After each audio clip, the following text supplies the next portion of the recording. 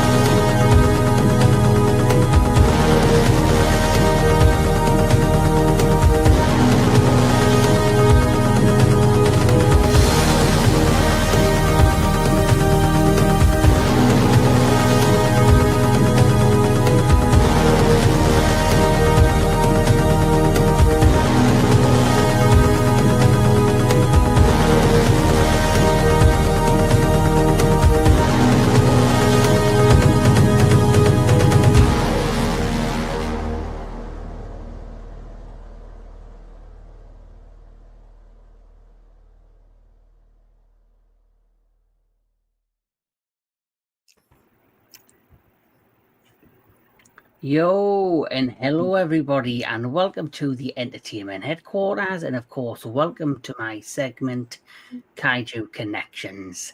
This is my segment where we talk all things kaiju in movie and cinema and big monster action. And today, joined me is a host of amazing guests where we are about to talk about another classic kaiju / dinosaur film from 1977. So before we talk about that particular movie, let's introduce everybody. We, of course, have the one and only Mr. Anthony Jordan of Movies and Gaming. We also have from JEDI Granville Productions, Mr. JEDI Granville.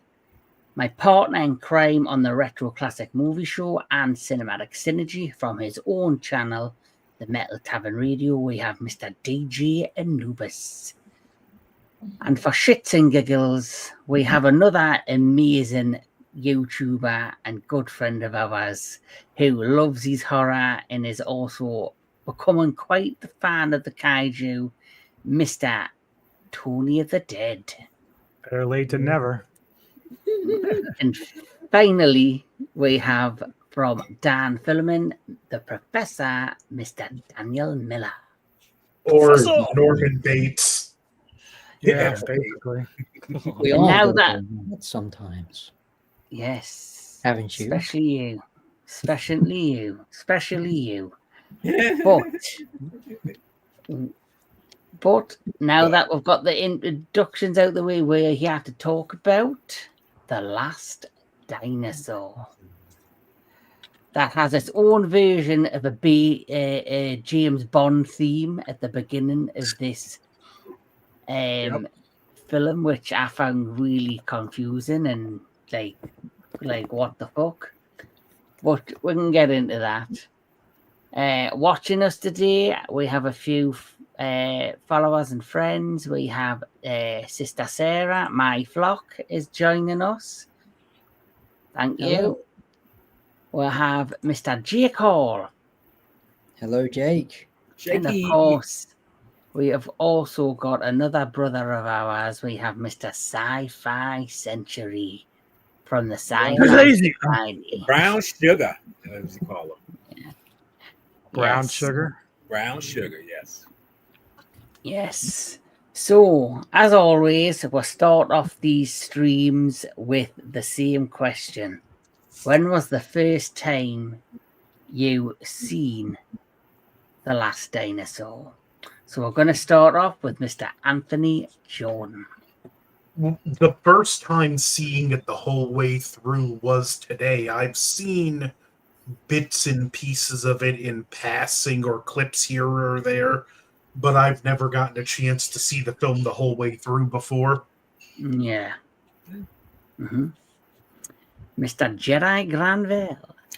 Well, I first saw this film in its initial release, which was back in 1977.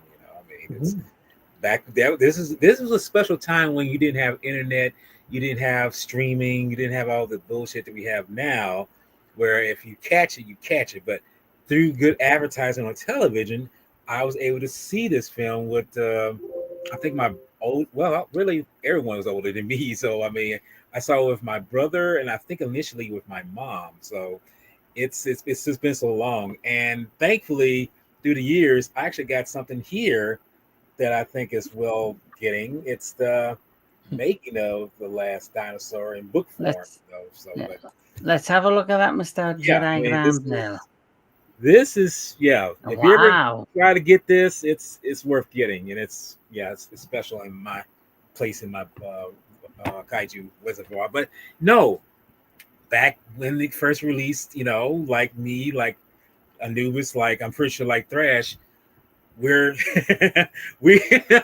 are literally the last. We're dinosaurs in our own right because we remember this stuff back then. So I'm pretty sure that like Anubis, like myself, we saw it when it first was released, if I'm not mistaken. So the title's a metaphor. Yeah, thank you. Yes. Mr. DJ Anubis. Yeah, definitely saw this on its first run on TV. And although this time around watching it, I didn't realize that it was a shared Toho release, which is kind of cool. But not surprising considering you hear a little bit of a Godzilla roar in there. Yeah. But I remember watching it then. Of course, I was really young. I was like 7. So a lot of the stuff that was in it, I just looked at the dinosaurs. That's all I really cared about at that time. I didn't care about anything else. But watching it back over, some different feelings on it. Yes. Mr. Tony of the Dead. Today. I finished watching it today. I watched half of it last night and then the other half today. I never even heard of this one before, to be honest. Yes. Yeah. Will you be adding it to your collection? That is what I would like to know. I guess we'll find out at the end when I let you know what I think.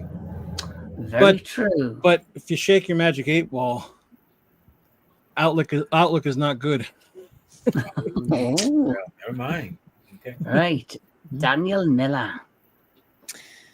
I became aware of The Last Dinosaur a couple years ago when I just discovered Ultraman and Subaraya Productions, knowing that they were attached to this production, which was by Rankin Bass. I saw it for the first time. Now, I don't remember if it was at G-Fest or if it was in a hotel somewhere else, because I remember seeing it in the hotel room on TV. Whether it was it could have been G-Fest, because I know don't they do like a channel in the hotel dedicated to movies. Every year they have a program schedule in each pamphlet. But I saw it again properly for the first time today, actually. So I was So there are bits and pieces that I remember vividly, but the rest of it I had to get fresh in my mind in preparation for today's video. Oh, cool. As for me, I seen this film maybe a year or two ago. I might have been just before I went to G-Fest in 2023, because I had heard about it, because obviously going to G-Fest, I wanted to discover other kaiju movies I hadn't seen yet. And obviously since starting the channel, which I launched after G-Fest in the October of that year, it's been a real fun journey to be able to find films I've never had the opportunity to see and like review them on this particular, show. So, this has been a fun ride. In this particular film, like I say, I did watch and I was quite surprised by it, because I think you were mentioned earlier off camera when we did another stream today on your channel, which is Cinematic Synergy, we did Screamers. So anybody that wants to check that out, go to the Metal Tavern Radio YouTube channel. But you mentioned off camera that you said this was a made-for-TV movie. Mm-hmm. Yep. So that really got me interested. So let's get cracking and talk a little bit about The Last Dinosaur. So The Last Dinosaur is a 1977 Japanese-American tokusatsu co-production, co-directed by Alexander Grasshoff and Tom Totani, and co-produced by Japan Tsuburaya Productions and Rankin Bass Productions. The picture was filmed at Tsuburaya Studios in Tokyo and on location in the Japanese Alps. The film was intended for a US theatrical release but failed to find a distributor and ended up as a television film airing on ABC on February the 11th, 1977 in an edited 92-minute runtime. The film was eventually picked up overseas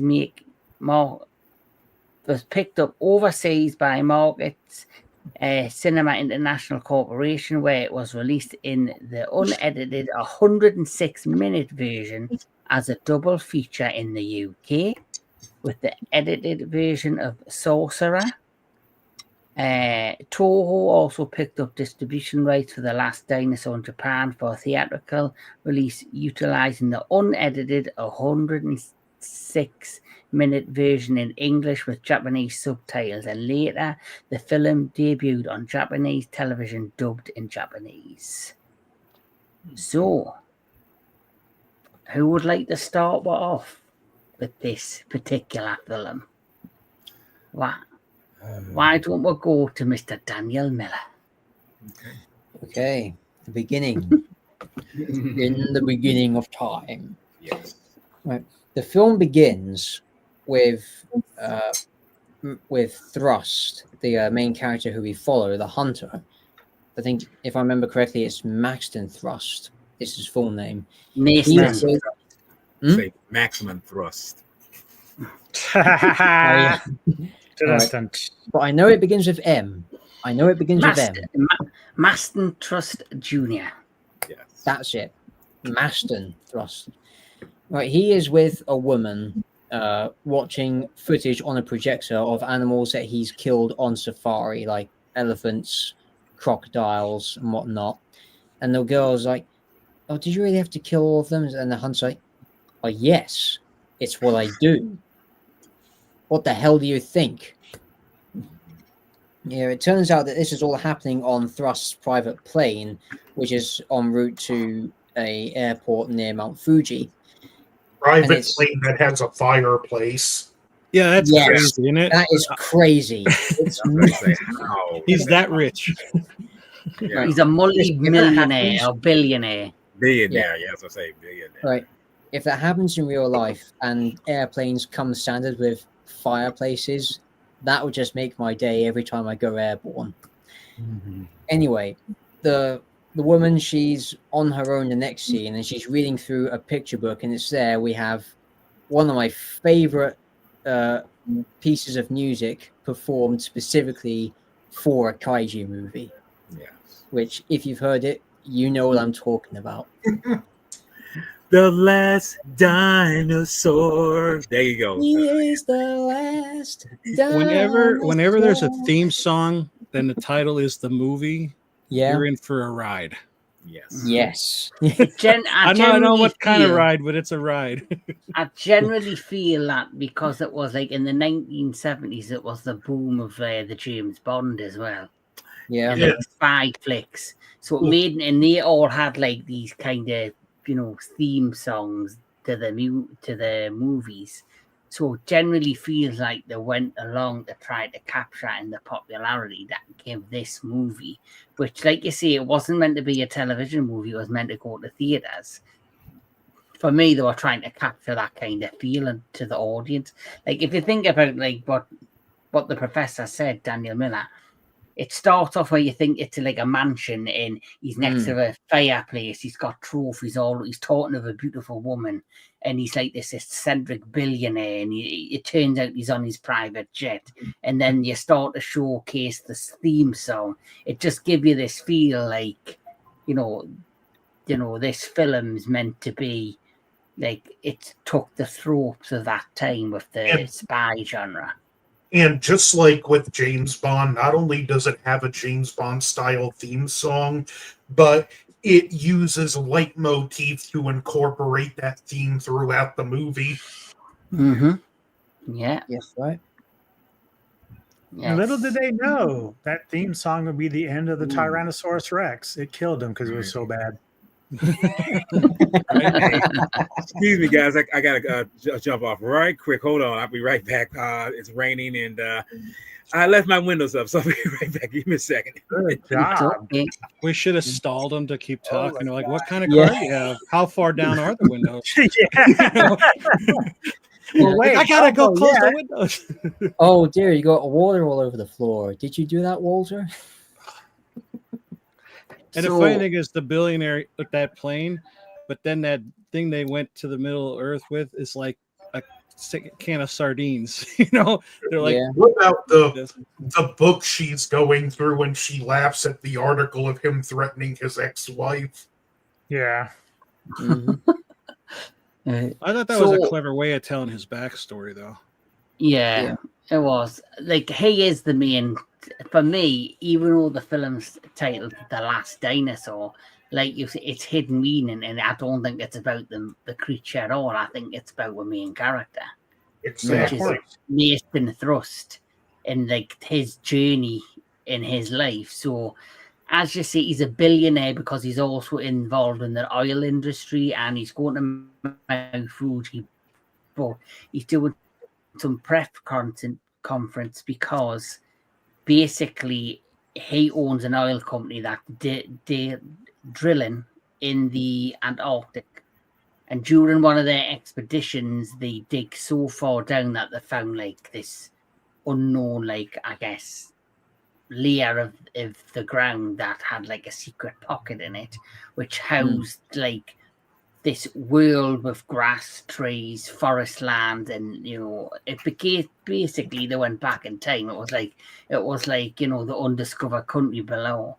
And during one of the expeditions, there were 4 men that were all, except for one of them, was killed by a creature down there, and now he's going to go on an expedition himself with a handful of experts to discover the truth of what happened to the people before. And because he is a big game hunter in his mind, I think deep down that's his main goal. He wants to capture the ultimate prize, which they now discover is a Tyrannosaurus Rex. Right. And these are our 3 main cast members. Mm-hmm. Yeah.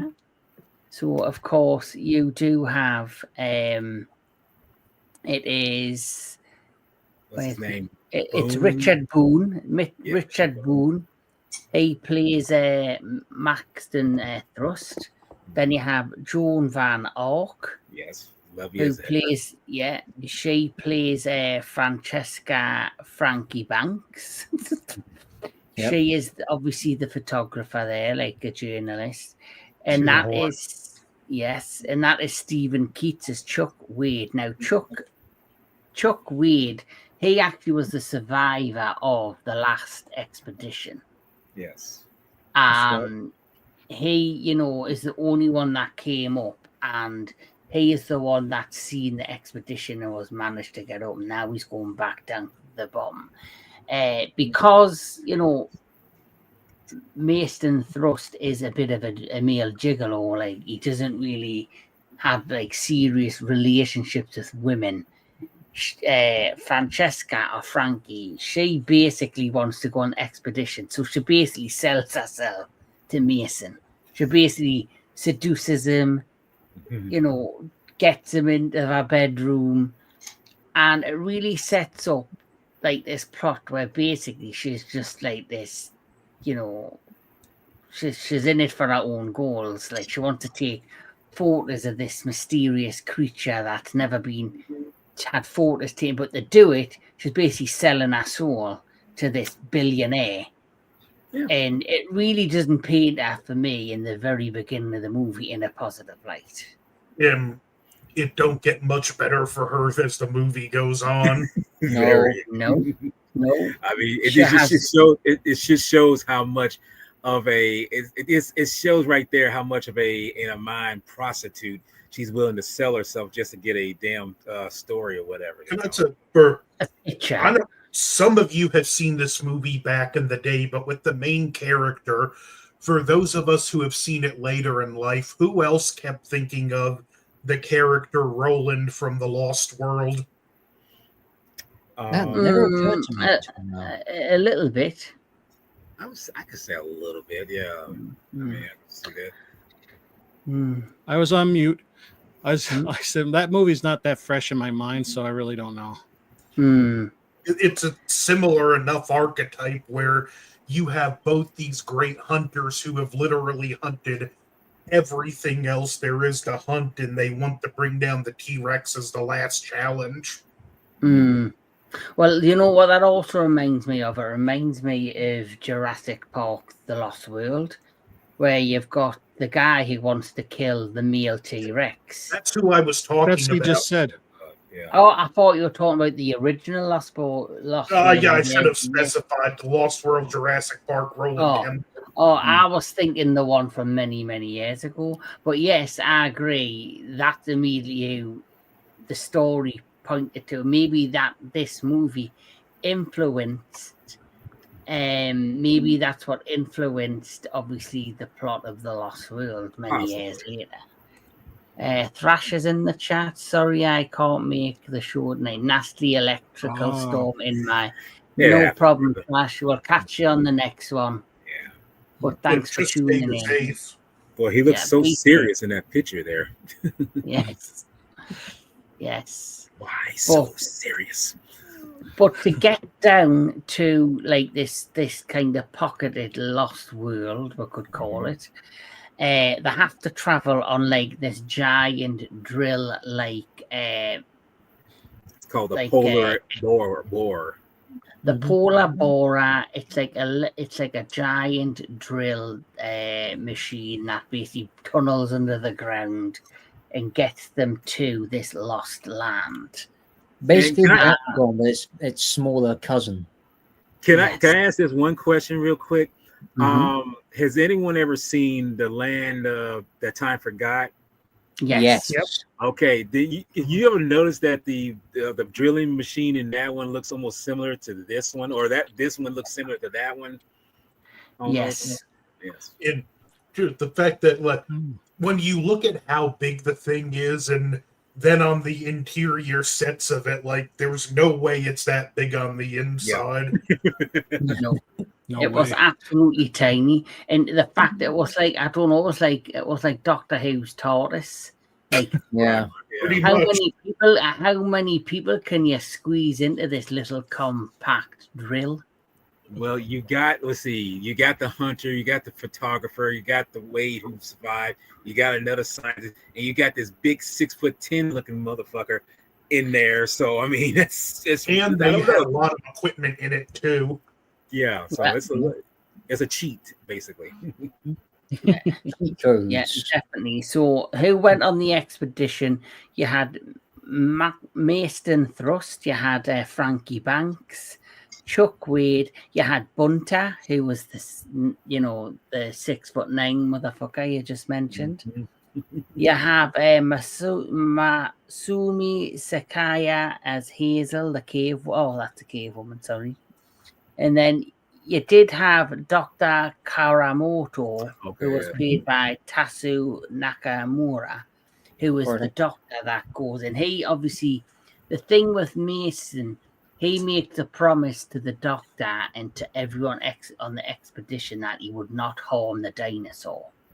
He basically says, right, we're going to go down, explore, study, understand, but do no harm to the local wildlife and the surroundings, the ecosystem, or the dinosaur. It's literally meant to be a studying mission. But deep down, after he says his face, you kind of know that's not his true agenda. Says the guy with the rifle. Yeah, right. Yes.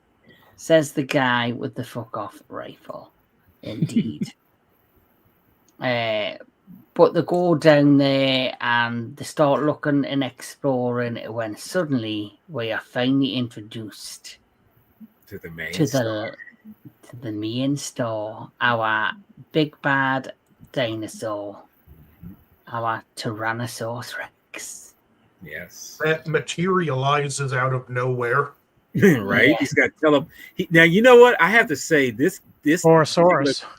This dinosaur really has some special powers because it can teleport anywhere in a millisecond. You notice It's that? using the shift ability that Jason uses in Friday the 13th, the game. Yeah. Well, this predates Jason too. That's the other thing. Yeah. Well, I'm going to do a reference that no one will probably get unless you've seen Jurassic World Rebirth. It's got the Dolores effect. Oh, dude. Yes. Yeah. You know, Now, Anubis, if you mentioned Gorosaurus Anubis. That's Gorosaurus when he became a crack addict.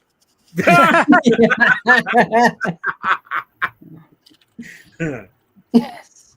Well, that must be what he's on because he's, like I say, he's jumping all over the damn place more than Gorosaurus.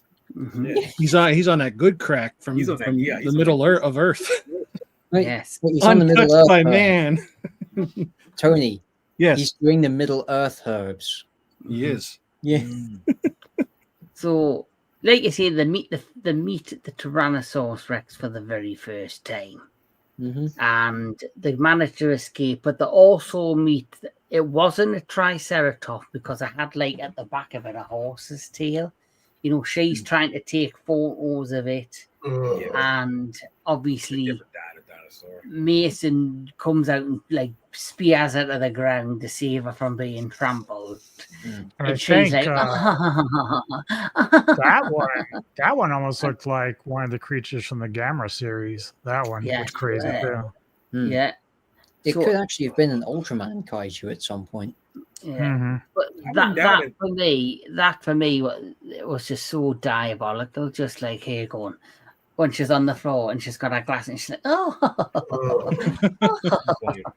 and then he starts laughing. It's like, is this meant to be serious or a bad fucking comedy?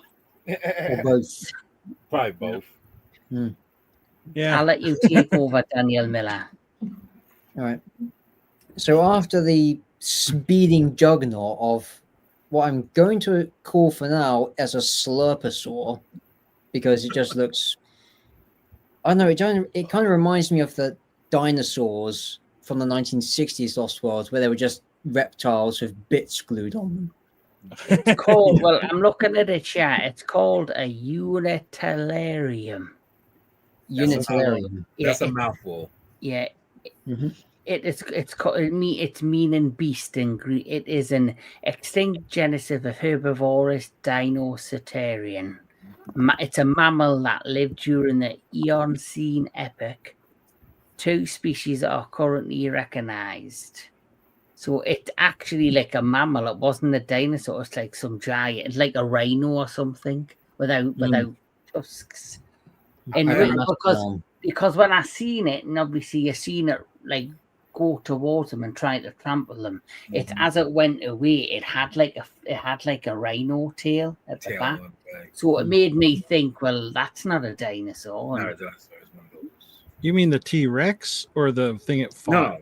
No, the first one. No. Well, not T-Rex, but the one that comes towards the photographer, almost runs her down, almost like a what you call it, a drive, not a drive. Yeah, what's the word? A drive-by. It's only a drive-by. Oh, Yeah. Sinead gets trampled by it, and then obviously Mason like throws himself and like pulls out of the floor and goes, "Are you crazy?" Because she's constantly trying to take photos. Yeah. Oh, okay. I know what you're talking about now. I mean, and she's kind of upset that he pushed her. It's like, I'm trying to save your ass. If you want to get trampled on, you be my guest. And you know what that scene reminded me of, because since Anthony brought it up, The Lost World as well, when Jeff Goldblum's partner's trying to take photos of like the baby Stegosaurus, and then all of a sudden the mother comes out of nowhere and swings the tail. This feels as if this film's definitely inspired The Lost World. It's got to, because even some of the scenes are just too similar. Yep, I wouldn't be surprised if Spielberg actually saw this at some point. Oh yeah, he had. Look, let's be honest. Spielberg, most likely George Lucas, even James Cameron, have seen films like this and were inspired to put some homage into their films with the kind of stuff that they've done, what you've seen. It's not unheard of. Yeah, they had to like in some cases influence. they never admit it. Yeah. Mhm. Oh no, they'll never admit it. I mean, well, George Lucas has actually come out and said that Star Wars was kind of based on was it Hidden Treasures or Hidden Fortress? Hidden Fortress. I'm sorry, Hidden Fortress. So it's like but they won't necessarily say outright that some of this stuff is influential. The Magnificent Seven is like it's just a Western version of the Seven Samurai. Yeah. Right. Yeah. But I did see elements of battle in outer space in Star Wars, namely the final show between the X-Wings and the Death Star. Mm-hmm. And Harry Potter is just Star Wars with wands. Yeah. I can see that. Mm-hmm. Yeah. Someone just give Harry Potter a lightsaber and it fits perfectly. Mm-hmm. You can't talk about Harry Potter nowadays, though. I mean, you got to remember. Damn it. Sorry. I'm not a Harry Potter fan. I couldn't do. I'm not either. Shits. Oh, How about 3 shits? Mm-hmm. Potter, But anyway, let's get back to the movie. Right. So where are you going with Daniel Miller? All right, here we go. Poor Daniel. All right. You had to mention you remember everything, huh? No, Yeah. he's very good at this. Yeah, I know. Now, in the forest, they're moving through the undergrowth. Well, the scientist guy, he's enamored of all these plants that were supposed to be extinct for millions of years. Thrust is like, "What the hell are you doing? Get out here!" Like an angry school teacher who's about to lose his shit for class. Yeah. So they come out of the woods and they see a trail of Tyrannosaurus footprints. They follow it on for quite a distance. The photographer thinks she's standing on a rock. It turns out to be a giant turtle. Gamma. Oh, camera is Maybe it's the Doug version equivalent of Gamera in that movie. Because if everyone talks about Doug in the Monsterverse. Yes. Anyway, so after that, she gets leeches on her feet, which Bunter pulls off with salt. After a while, they're climbing through the trees. Bunter goes up the trees to get a vantage point, and all of a sudden, a wild Tyrannosaurus appears, teleporting out of nowhere and endangers the group. Yep. Yeah, he does that a lot. It's like, let's play the battle, baby. Yeah. I'm a sneaky guy. He almost has a face though, like is he like, "What's up? Yeah. What are you?" Just Just paint him purple and it would be Barney. Yeah. I mean, he has the Quite biggest true. O face I've ever seen on a kaiju. Yeah. But the Oh, thing is, he oh, doesn't look scary or vicious. He just Yeah. looks friendly and happy. Yeah. Until you realize that the boxing gloves are off. Yes.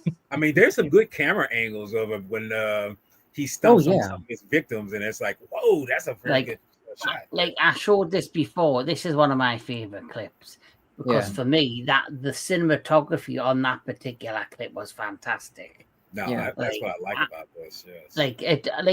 There is negatives, but I think there is quite a few positives in this movie. Oh yeah. Oh, no, it's definitely. Yeah. Yeah. So yeah, So they're fighting off the T-Rex. Maston is shooting at it. Bunter throws a spear into it. The spear breaks, although some of it's still stuck in its gut. And the woman's like, "You said not to shoot him." He's like, I said that as because I was bullshitting you. I am here to kill the fucking thing. He didn't say that. Guess I'm Dr. Yeah, Evil the he's- rest of the he's- Yeah. He watched the true. rated R version. Yeah. I'm gonna fucking kill it. So he made a Last promise to the dinosaur, doctor. rated and R. He says he wouldn't kill it, but he will have to take weapons to protect them. And in his mind, he's using the fact that Mhm. the things charged, that the T-Rex is charged at them. He thinks, all right, I'm protecting them, and he's going to shoot it. But if it ends up getting killed at the process, so be it.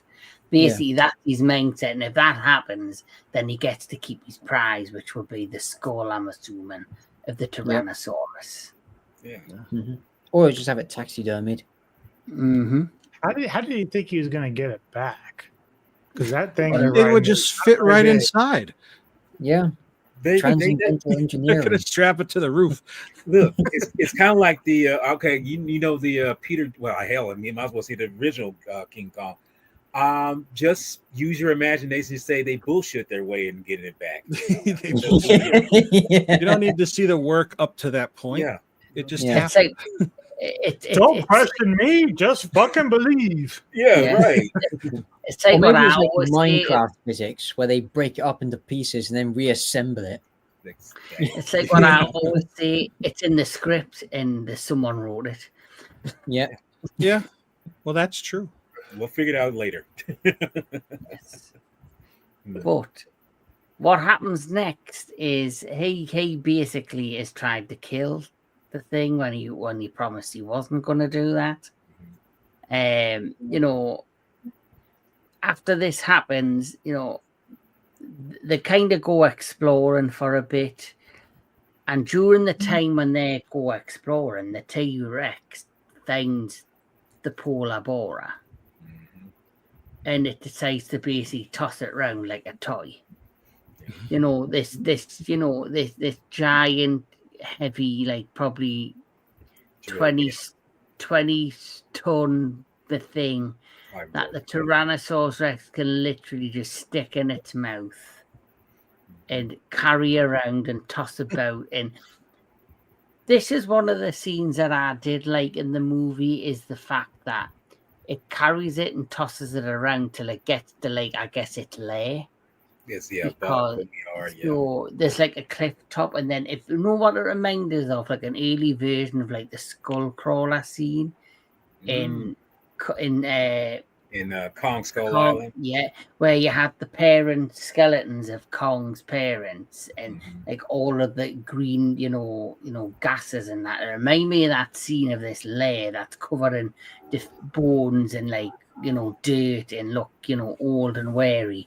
And it puts it there, but as it like takes the, you know, polar boar and drops it onto like the ground, it starts digging. It's like it's trying to dig to bury it or something. And then all of a sudden, out the corner, you just see this eye pop up out of nowhere, and you know, what? All of a sudden, you see like an eye. And then bursting out of the wall becomes a Triceratops. Yes.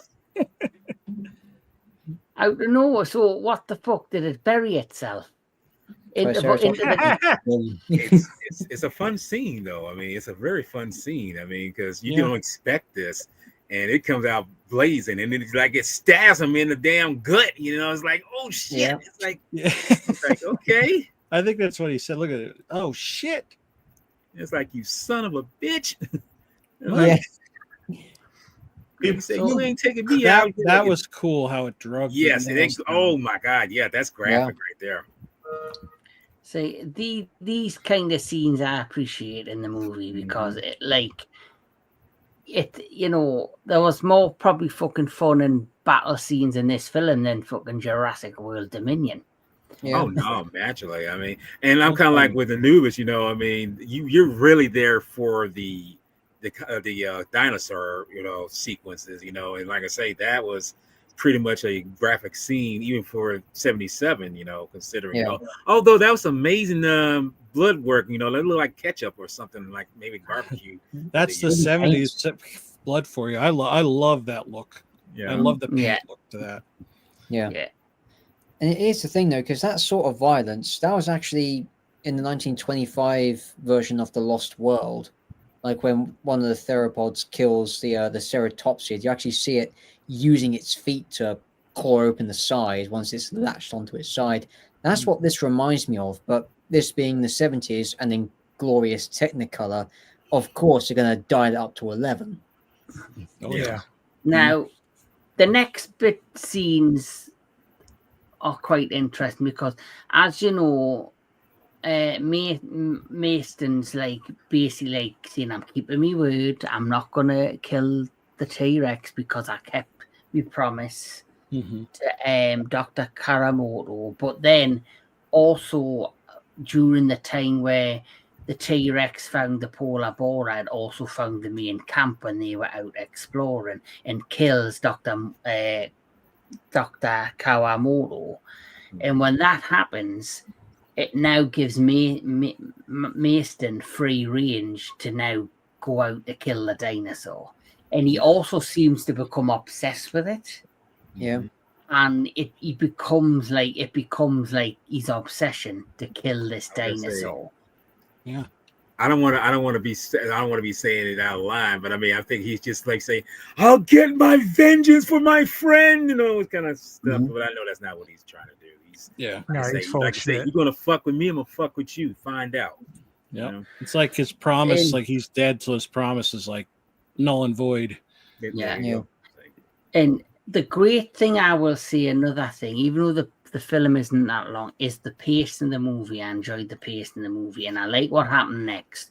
So we had the very beginning with the billionaire on his private plane, sets out on this expedition. Once his friend gets killed, once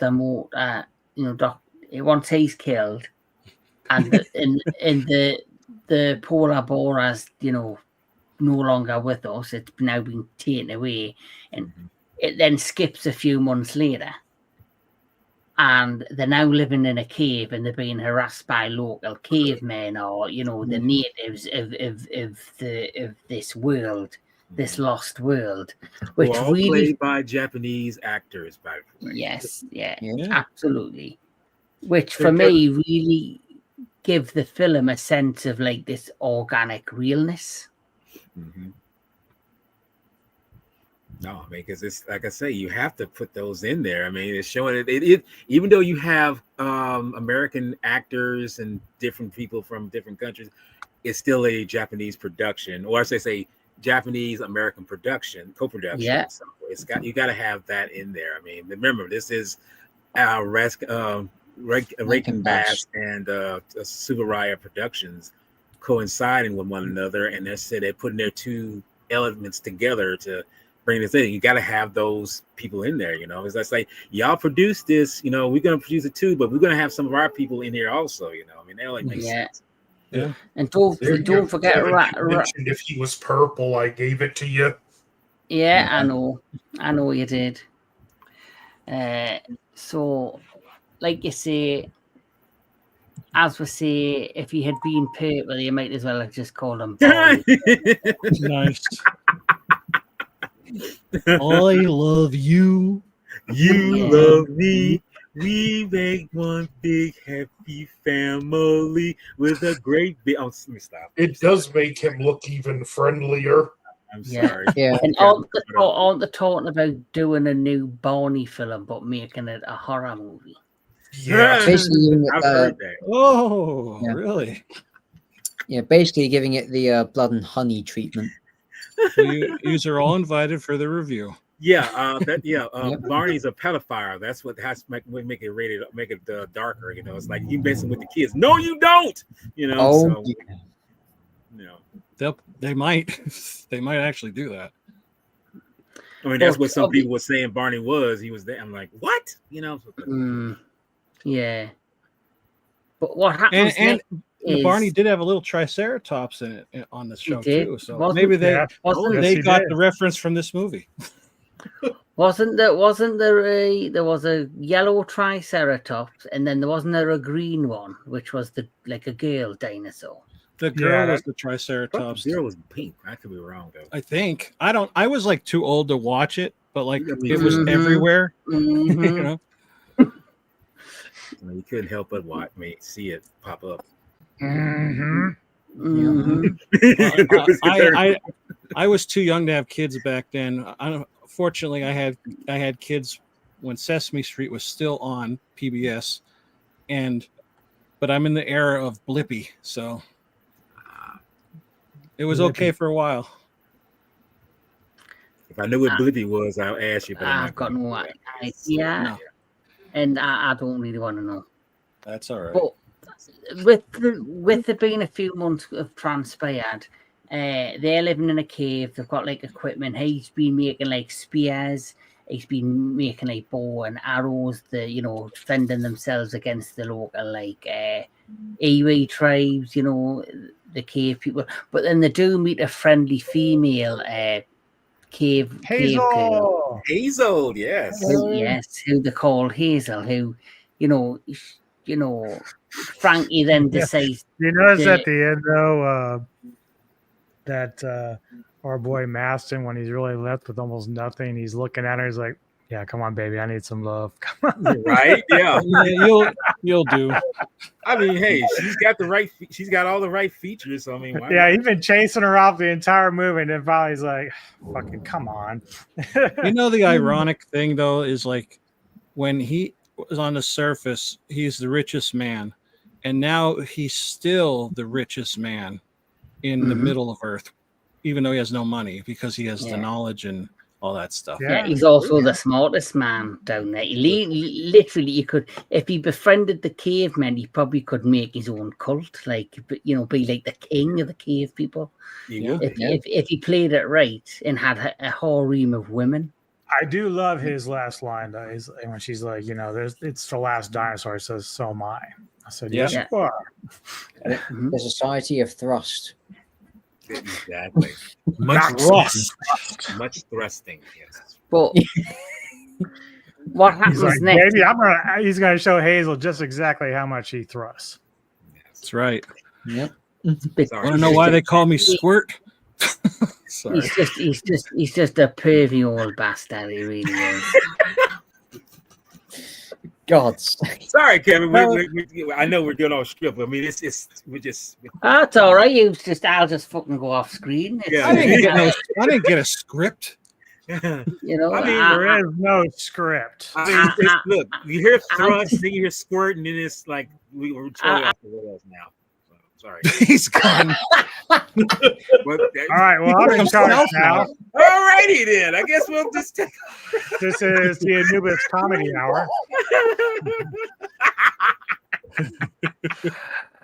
Right. Oh, Sorry. You degenerate fuckwads. Oh yeah, if we could tell everybody what you were saying before the show. Oh yeah, Look, I what can tell you right now, happens in San Diego stays in San Diego, does it not? you haven't even seen the Degenerate yet, so Yes, but that's not in the film. I You saw want it. to bet? You didn't see that little fucking whore? What's her face? Frankie going around Frankie? from guy to guy. Frankie and the dinosaurs. Yeah. Yes, okay. A woman ruined almost now ruined we've everything. blown Jake's mind again. All right. This is why Jake won't come on. All right. Yeah. This is so scary. Oh, I They wish he turn was on bright right red now. on these things. So that's So we don't need to do that. Okay. He got lucky the last time he was on. I wasn't there. Mm. So what happens next? If we can get back to the movie. Oh, we'll get back. No, we look. It's almost like a climax, and then it's just like, okay, then we get back on track, and it's like it's no big deal. We'll get it. Yeah. Yeah. Where were we on the movie anyway? I forgot. It's doing. Well, he meets up with the so-called beautiful cave Oh. woman, and Yeah. And then the befriender and Frankie and Hazel are basically at some stream, and just showing how to comb her hair when once again our friend Mr. T-Rex turns up again. Yep. yes, And he chases her into the cave where she's suddenly trapped. And this part was just so unbelievable, where they find a boulder, which, wouldn't even touch the sides of the Tyrannosaurus Rex.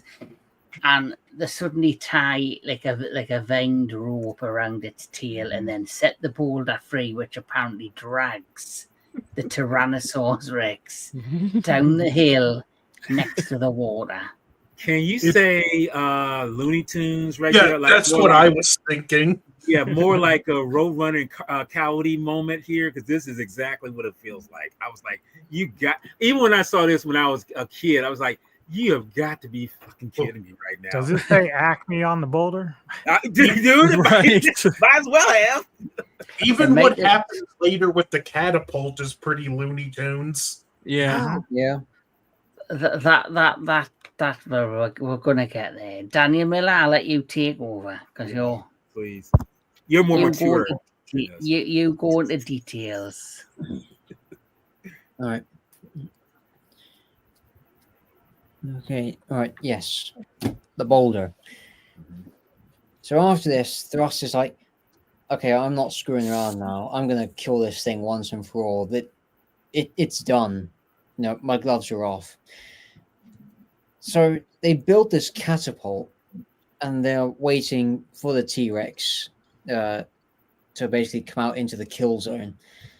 That's when all of a sudden Chuck, he finds the polar borer in the rocks and realizes that considering how much abuse it's taken earlier, it's still functioning.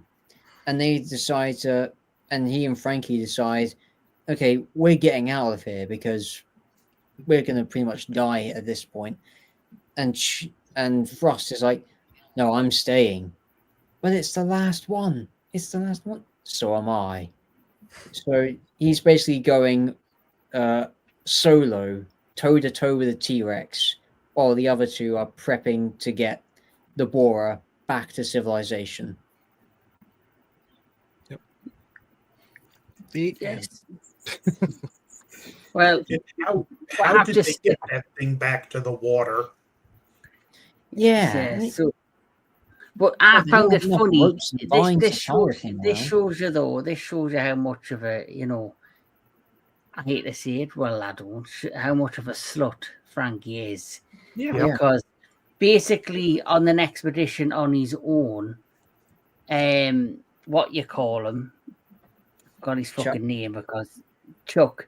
He goes looking and he finds the same lair where this Tyrannosaurus like just fought with the Triceratops. Yeah. And basically what happens is he like as he turns, he knocks like a couple of like boulders, tiny little rocks off the side of the cliff. And as it falls, you hear the tinging of metal. He finds obviously the polar borer. He then goes running back to the base camp and is like, What's left guess of it? what? He's like, we can go back. I found the polar borer. I'll be able to repair it. One, how the fuck are you going to get back to the ocean, back to the river? Which it doesn't make sense either because it weighs that much. The T-Rex obviously can pick it up. How was him and Frankie, the two of them? And if you remember when it was on the cliffside, it was upright. Mm-hmm. So when we next see it, it's actually flat and it's heading towards the water. Yeah. And obviously Major he starts continuity error. he starts arguing with Frankie. We're gonna have to get out of here. And they start having like this argument, which turns into a passionate kiss. Mm-hmm. Which then Mason finds them and he's like, "What's going on here?" kind of thing. And he goes, "Right, if you want to be with him, be with him." You can tell by his face he's upset that she's, Yeah. you know, because he's like the alpha male down there. Yeah, Even though he's just an old fucking pervert. that's what he said. He's the alpha male. Mm. And he's like a younger dude who's like obviously. So in this Supporting. time, he builds a giant catapult that he wants to use against the Tyrannosaurus Rex, and of course, what ends up happening is Bunter is gravely killed by the Tyrannosaurus Rex when he's out looking for supplies, which for some reason this lures the T-Rex to their encampment.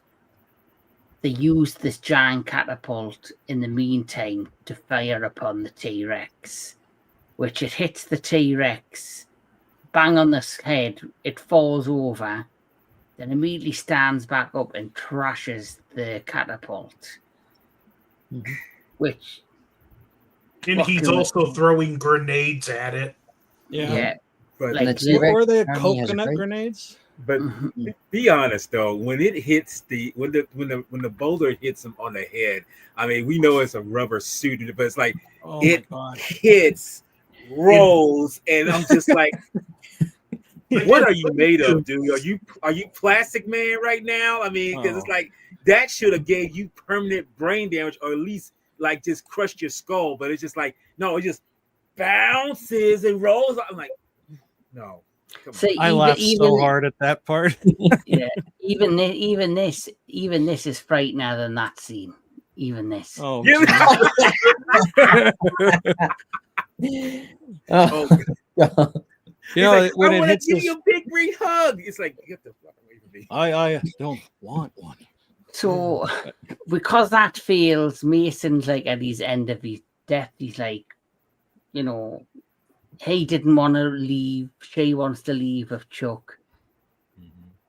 The T-Rex kind of walks away unscathed and survives the fight and is like still wandering the wilderness. Yes, as To king this day. Mhm. Yes, and then Chuck and Frankie, the slut, decide we're gonna go away and go back up to the surface, and make like babies. you say, Mason decides to stay because he's the last of a kind. He feels like he's the last of like his generation. Let me of, be like- honest about something here, okay? Let me be honest about this. The first time that Chuck kisses her, then she's like kind of like giving him the cold shoulder after Maston gets all upset.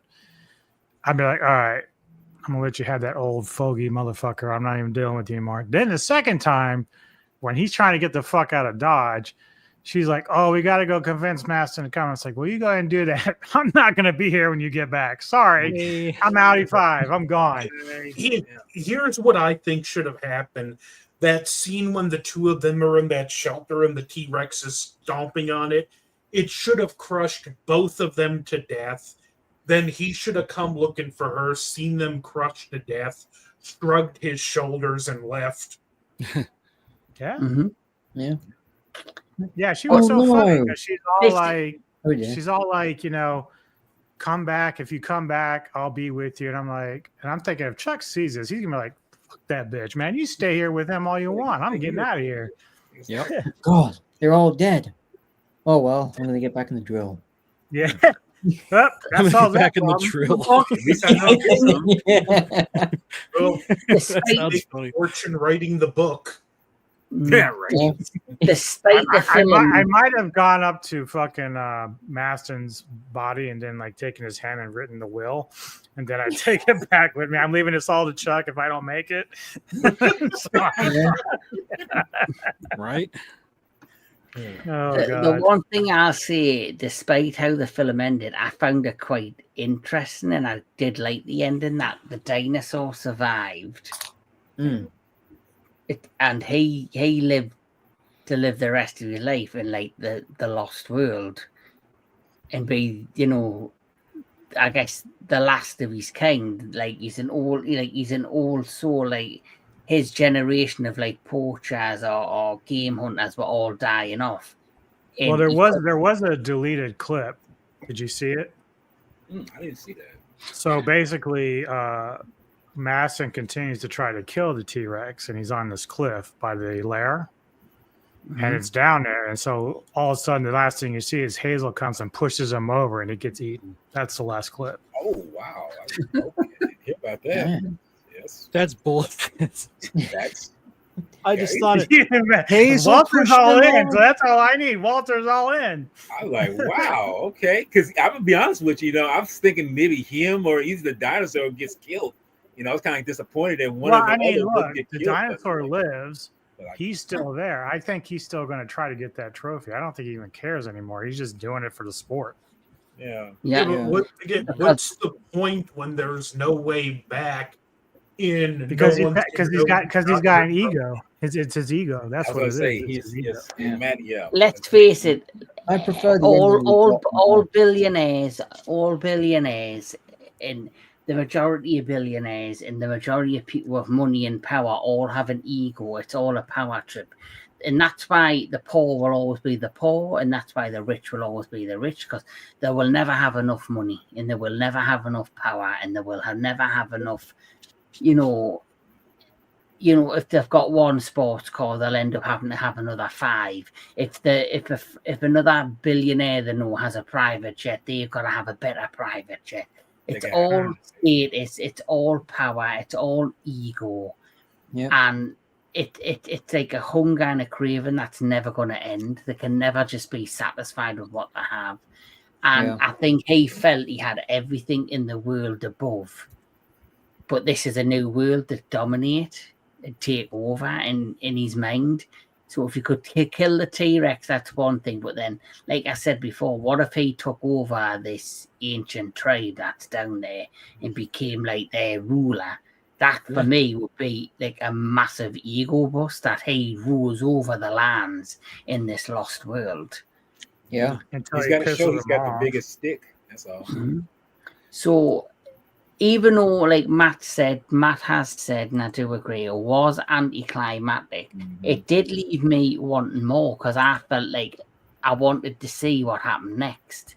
I wanted to have a sequel, but I would have wanted the sequel to be more like an ancient, something like you said, the Land of the Lost, something like that, where he's down there and he's on his own and he's now the king of this tribe, and it's more like a caveman epic story. With maybe they could have introduced another monster outside of the Tyrannosaurus Rex that not only fights but is a bigger threat than the Tyrannosaurus Rex.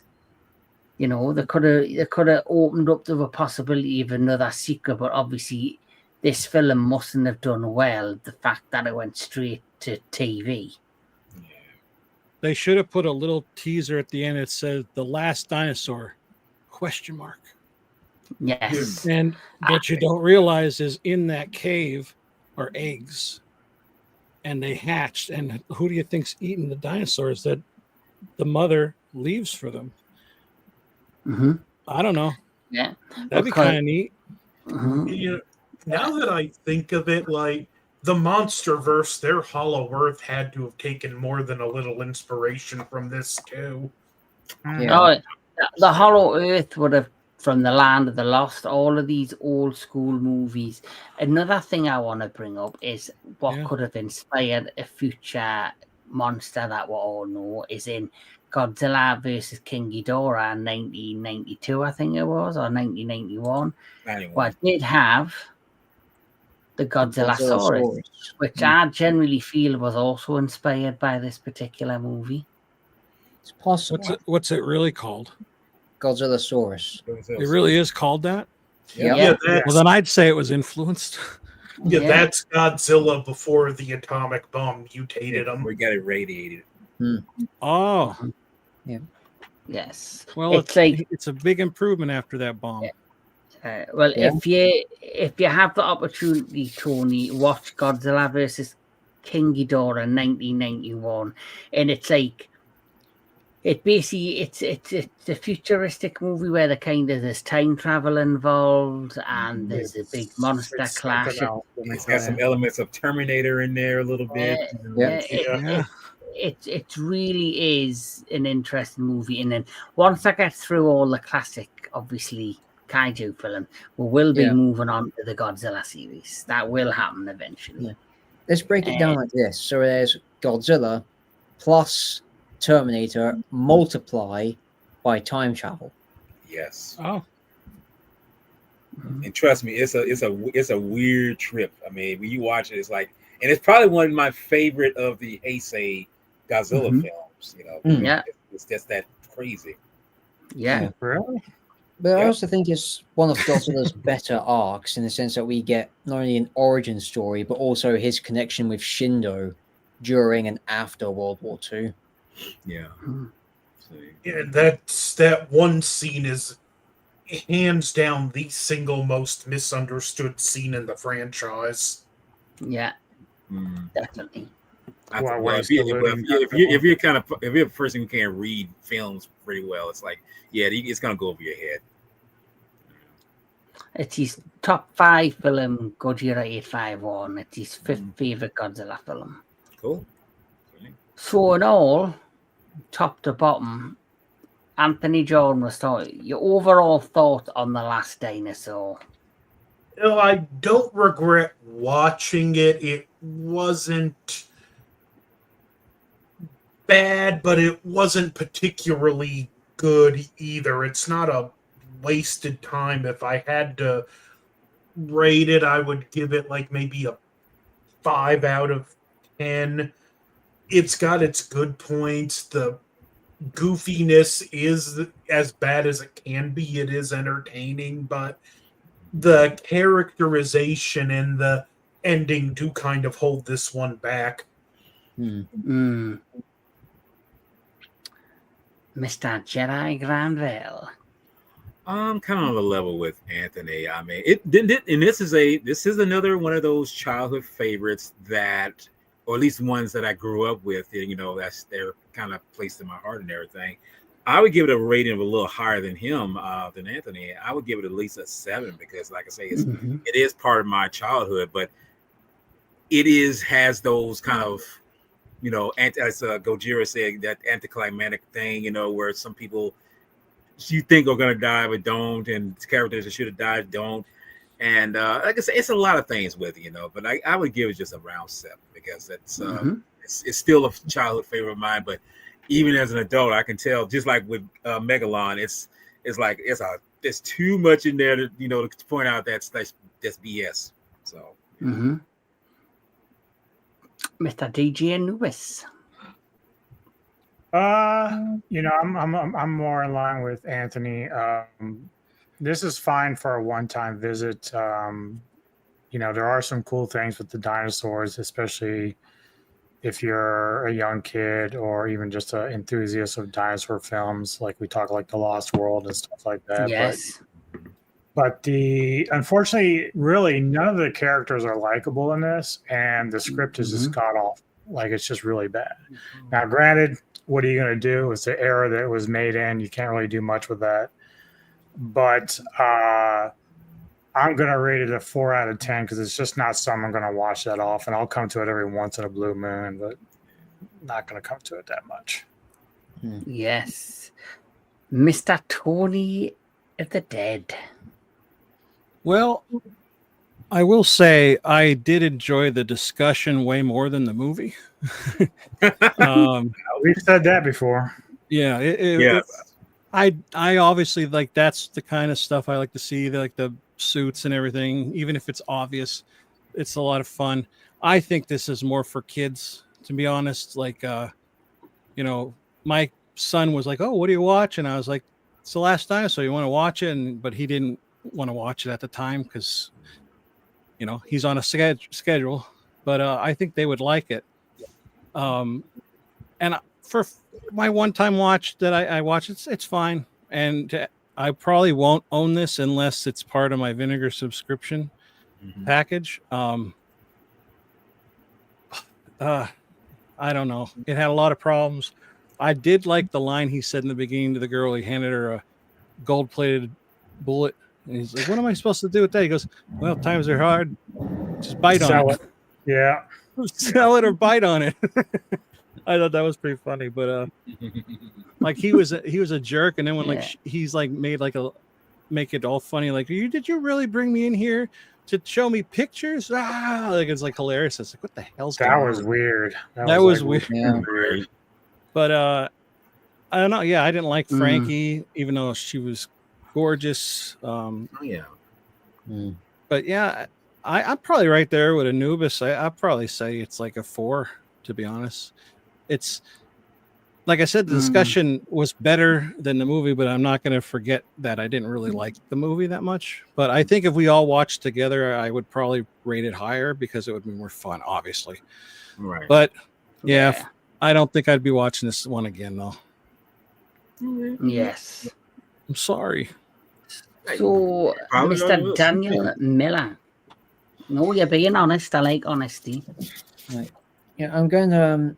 I think I'm in the same camp as Anthony, DJ, and Tony, and say this is, for me, it's going to be a 4. I mean, there are some good things about it. I like the theme song being one of them. I'm not ashamed to admit that. The creature designs. The creature designs, they're decent. You know what I mean? The T-Rex looks like a T-Rex. There you go.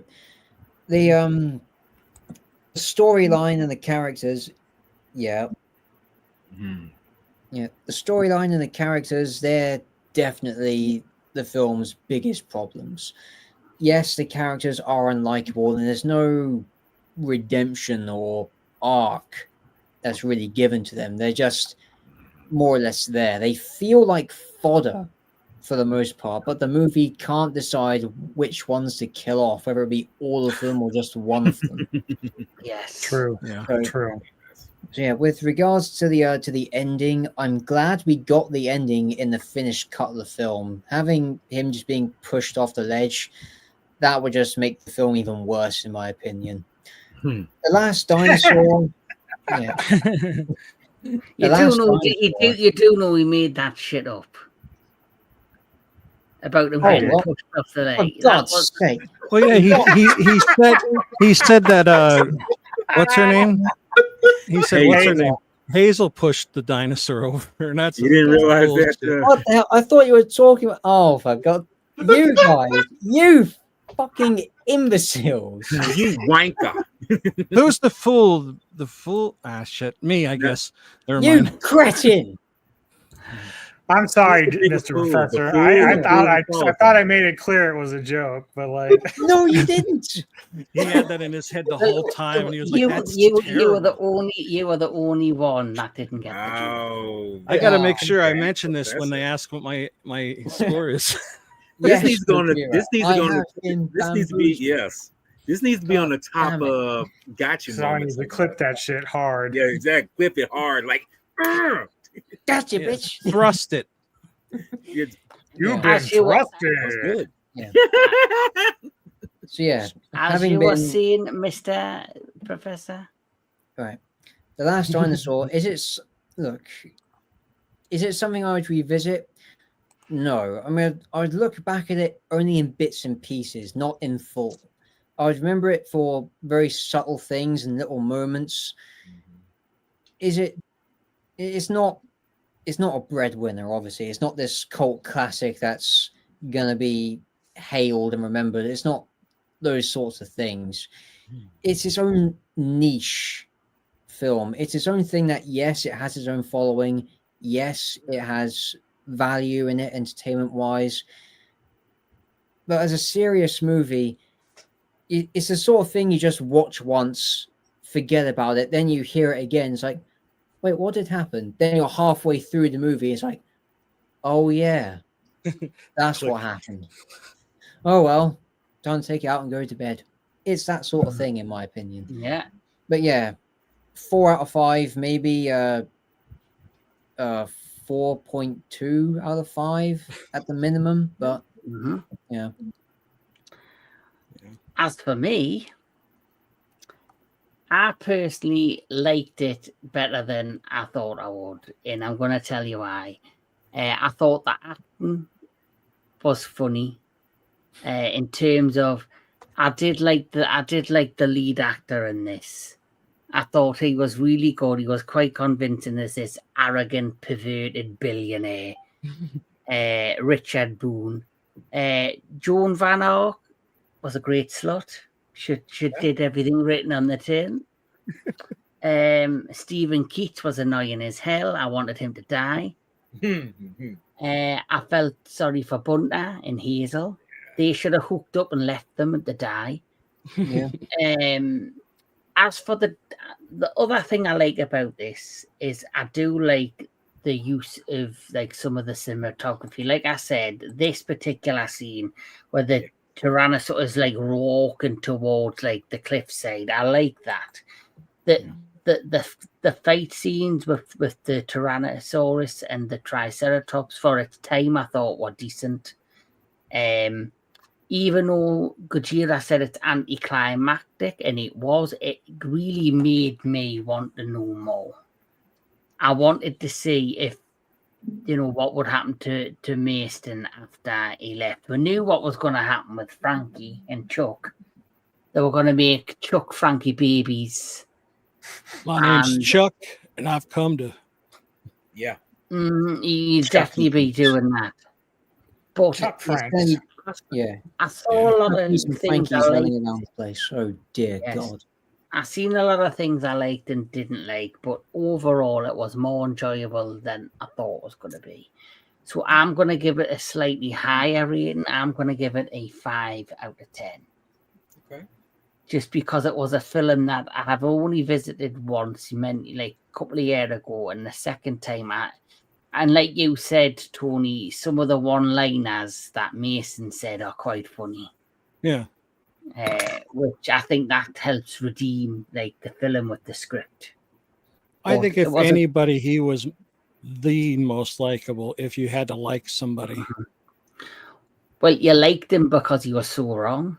Yeah. Yeah, he was one of them characters that's not a good character, who's not a nice person, but he was entertaining.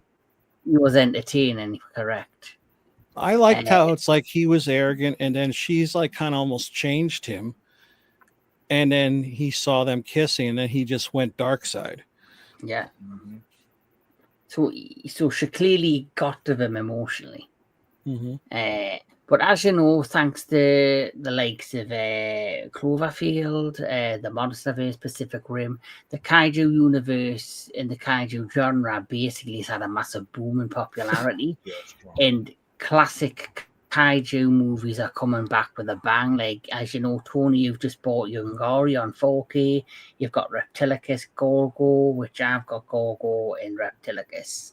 So it just shows you the interest in these classic movies is coming back. And on top of them having interest in classic movies, there's toy companies that are going out there to recreate the classic Kaiju. Like we've had a Gorgo figure, a Yongari figure. There we go. Yes. Yeah, the 4K, yeah. Yeah, 4K. And mind the box art on these on Vinegar Syndrome is really good. I really do like the box art. Some of them, this is better than the movie. Yes. Yeah. That's kind of true. So there is a toy company that has guessed what they've done since everyone else is getting toy. We're getting. Oh wow! I didn't know they did this. Okay. So that's getting released next year. The Last Dinosaur, Tyrannosaurus Rex, and they're also working on the Triceratops, and I believe the Petrodon, the flying dinosaur. Pteranodon. Yeah, Pteranodon. Yeah. So even though they call it the Last Dinosaur, there is like a Petrodon or Pteranodon flying around that you do see for a couple of seconds. Mm-hmm.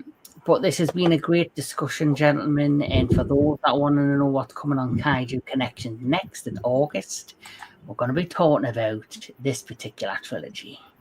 Yes. The Damaging trilogy. So that's 3 films in 1. Yes. So that's going to be a great discussion talking about these 3 particular films. over one night. That'll be a fantastic discussion.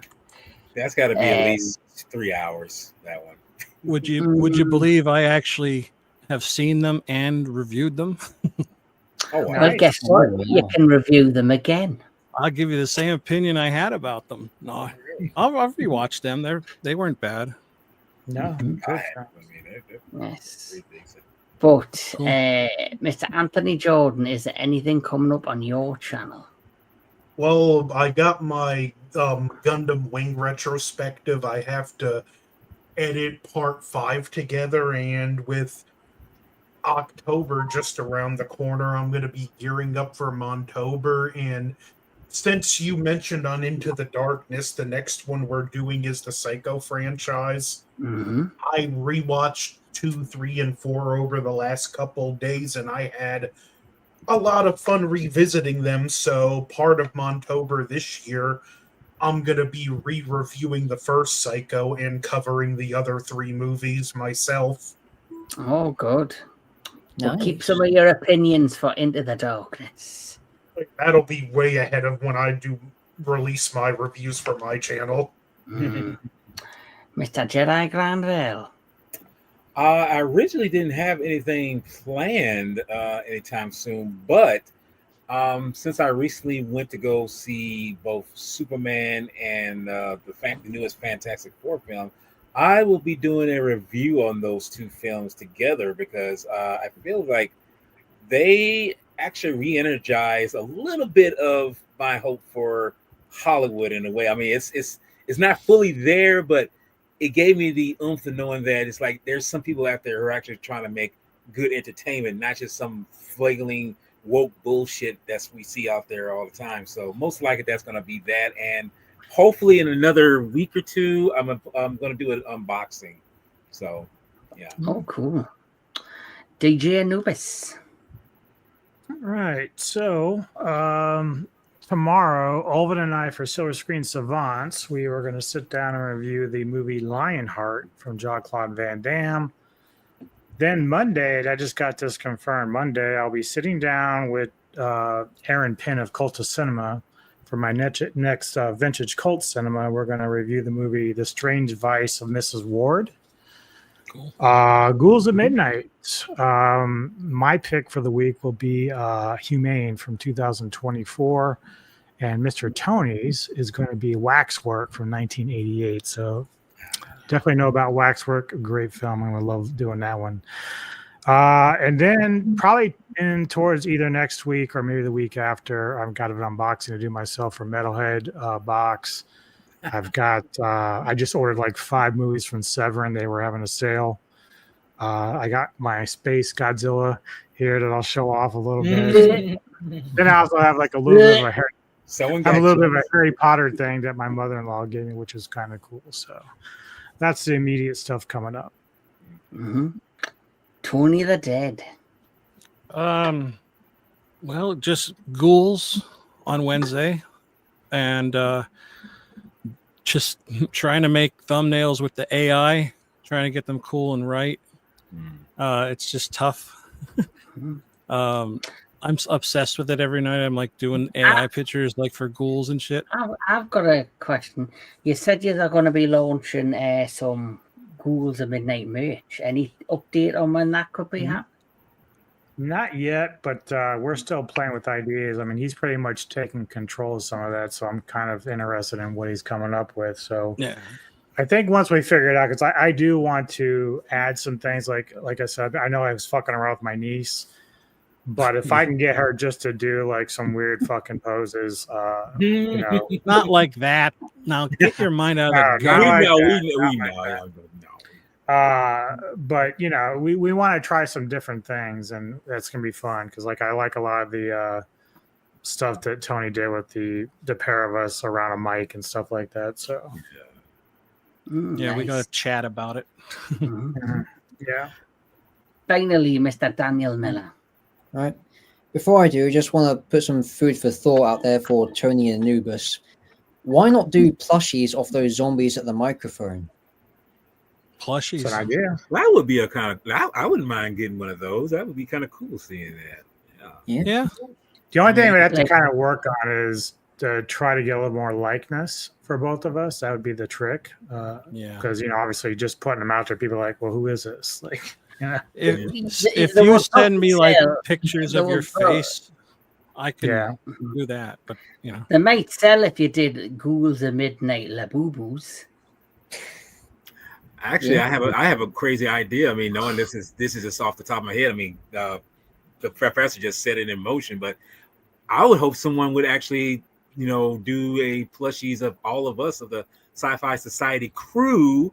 Yeah. In some sense of the word. I mean, I know that's not going to happen, but who knows? I mean, that would be kind of cool. A likeness of all of us, and just put it out there. I mean, who would want to buy a plushie version of me? I mean, maybe to slap around, but I mean, you never know. Just slap around. I'll just turn over and put a hole in the back. It's fine. Okay. Oh. Well, your head, Walter, is perfectly shaped for.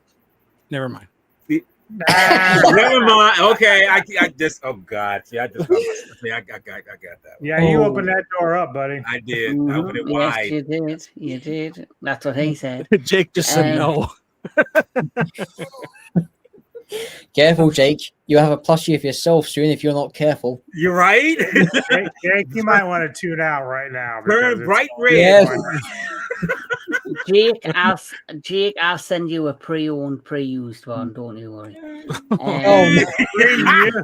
Oh my God. Okay. See? Oh, But anyway, coming on to the entertainment headquarters, because have you got anything, Dan? Did you see you had anything coming up? Yeah, I was going to get to that after I put the idea of the plushies out there. Oh yeah. Now, there's nothing immediate, but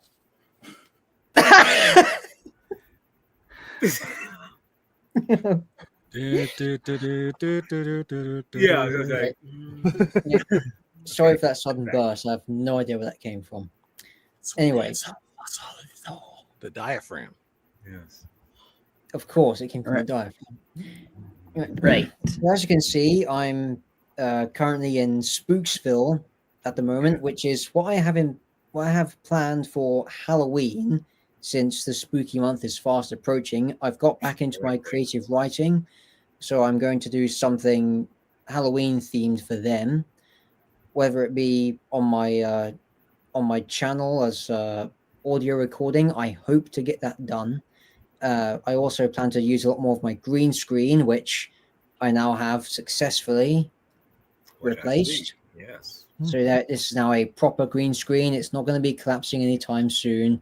So thank Just God. as long for as that witch behind you doesn't chase after you. Oh, that was a long time ago that happened, huh? Yeah, that was on. That was a Lost Boys with Yes. everyone. did you ever find my spider that I sent? Right. Yes, I did. In fact, it belonged to the witch behind me. Actually, Oh, okay. she boiled it. Ah, Oh no. to a bubbling Well, look I'll forward send a to what- replacement for you. But don't worry, it Wow. got better though. So, as we know, there's a lot coming on the channels of the amazing guests I have. As for me and Entertainment Headquarters, in August, we have the Lethal Weapon special coming. We have, like I mentioned, the next Kaiju Connection special is Damaging. And then we also have coming to the Retro Classic Movie Show, Leon the Professional. I'm looking forward to doing that. And then, of course, as mentioned, Into the Darkness, we'll be doing the Psycho franchise. And hopefully in the next week or so, I will also be putting up my Fantastic Four review. And me and Omniblast, our beautiful Omniblast, are going to be reviewing a horror film called Bring Her Back. When we can arrange a time and a date for that one, which was a really interesting film, which I'm sure Omniblast is dying to talk about. Yes, it's quite an interesting film. So, Tony, if you want, you're more than welcome to join us in that one. No, I'll watch you. I don't want to watch that Okay. again. Hmm. I didn't mind it, but I have problems with it, you know. Mm-hmm. And speaking of Mr. Tony of the Dead, him and Yes, me sir. eventually, once we get a chance of seeing it and scheduling the time, we are going to be reviewing on Television Chronicles the Murder Box miniseries. So that's yeah. going to be interesting to get to. But everybody, thank you so much for joining me on Kaiju Connections and talking about The Last Dinosaur.